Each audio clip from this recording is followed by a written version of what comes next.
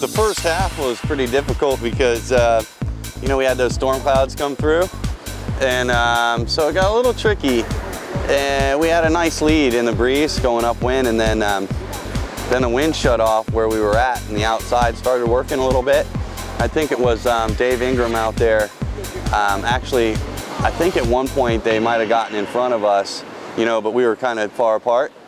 So we came in and kind of played the shifts a little bit, came in ashore for the flat water, and then we were leading by a little ways around the top, you know, at Ponce.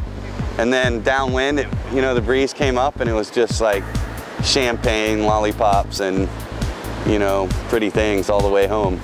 So did you guys get caught in the rain, or were you able to stay in front of it? We had a few raindrops. You know, we tried to go around the outside of the cloud, but we got caught just a little bit too far underneath one time.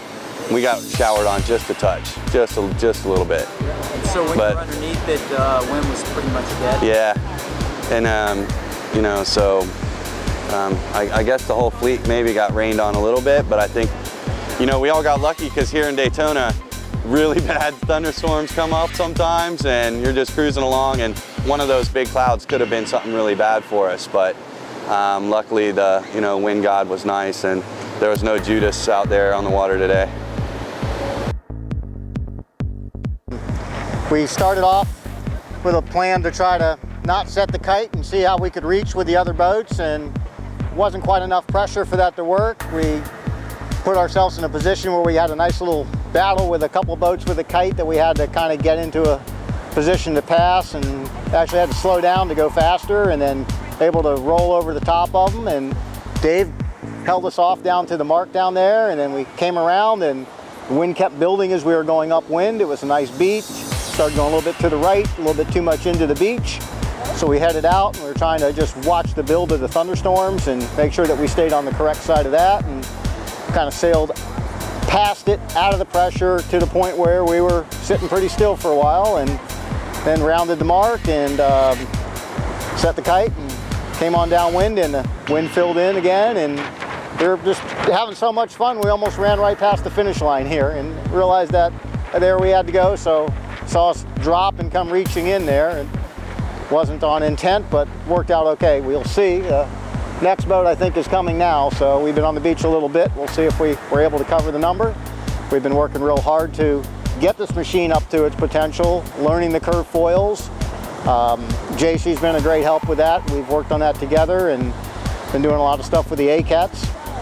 With that, we're using the Marstrom foils in combination with Landenberger sails, and it's all changed. The angles changed, the speeds changed, so the sails changed. So Landenberger's been doing a great job, giving us great sails. Marstrom giving us great parts. Magic Marine giving us great gear, staying dry and comfortable, and just out there having fun. It was so much fun, we wanted to keep going. So. A great day. Coming downwind was awesome.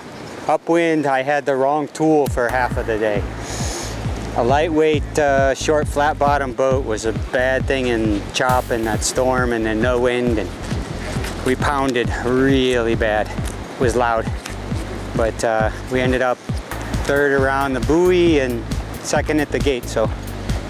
Now you guys get caught out in that storm, or were you able to stay ahead of it? We got rained on, but it kind of skirted inland of us. So we really didn't, you know, we got some nasty wind for a little bit, and then we got no wind as the thing went by. So we sat parked for probably at least 20 minutes where we weren't moving at all. Yeah, it seems to be the way with most of the fleet. Now, do you think that storm helped you or hurt you with your overall position, or? You know, it made everybody kind of accordion up. So JC and Brett were pretty far out, and when the wind died, we were pretty close to them. But then when it picked back up, they got it first, so they were actually able to go. And then they screwed around at the bell buoy. I think they sailed by it and then sailed back, and that gave us they probably gave us a couple minutes there, but the wind filled in before that, so they were able to run ahead with a spin. So I don't know if it was enough to keep up or not, but it was a really nice really nice downwinds coming back. Just Great. Comfortable out on the trap and flying.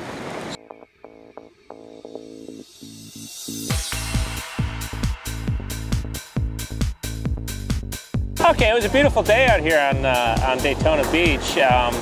You know, the surf was up a little bit at the beginning of the day, but there was enough breeze to punch through without any issues. Race committee set a line, did a great job running the sequence. We hit the line at the committee boat end with speed, right on time. Things shook out where the pin end might have been a bit more favored. Got to the ocean deck. We were fourth boat to the ocean deck behind Ingram's Tad and Brett on the Marstrom, and then plugged away upwind. It was a great sail upwind until the wind shut off after the storm. Then we got hung out along the shore when the sea breeze filled back in, and a big lefty filled in. Rounded the bell buoy quite a ways behind the Nacre 20 and the Falcon, and the run from the bell buoy back to the finish was a spectacular sail. Spinnaker run back up and just ground down the Nacre 20. Didn't quite get him at the line, but I think we might correct out on him. Beautiful day on the water. Couldn't ask for a better day. Okay. You guys are newlyweds now. How was it racing with your wife? Who was making the calls? Well, that depends on who you ask. I make a lot of the calls, but they only actually happen if she agrees with them.